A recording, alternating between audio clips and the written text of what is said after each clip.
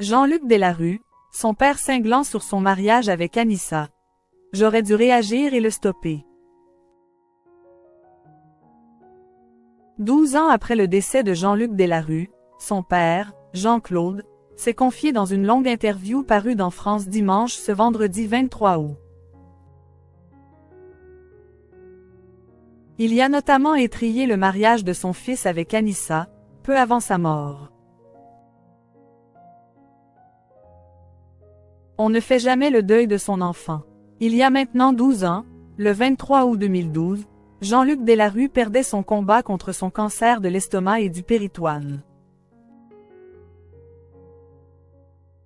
Je suis malheureux. On ne fait pas son deuil de la perte d'un enfant. Je pense à lui tous les jours depuis sa mort, a confié Jean-Claude, le père de l'animateur et producteur d'En France Dimanche ce vendredi 23 août, avant d'ajouter. J'ai des regrets. J'aurais dû forcer le barrage. J'ai été interrogé par la police après la mort de Jean-Luc. Madame Veuve, Anissa Khelifi, NDLR, avait lancé 2 procédures contre moi en justice. À propos du mariage de son fils après un peu plus d'1 an de relation et alors que Jean-Luc Delarue était en phase terminale, celui qui a gardé des liens avec son petit-fils n'a pas mâché ses mots. Il a eu lieu à Belle-Île-en-Mer, en Bretagne, le 12 mai 2012. Il y avait quelques amis, la famille de la jeune mariée, sauf ses parents. Je me souviens surtout de Jean-Luc, exténué, qui était descendu 3 fois dans sa chambre se reposer. Et d'ajouter visiblement avec des regrets. J'aurais dû réagir et stopper ce mariage, et dire que nous voyons tous ici que mon fils n'était pas capable de donner son consentement éclairé. Jean-Claude Delarue revient sur l'exhumation de son fils.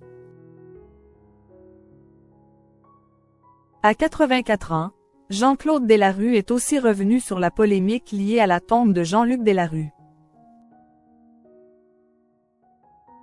En effet, pendant un temps, le militant politique ne savait pas où était enterré son fils. Vous imaginez que moi, son père, je ne savais pas où il était enterré?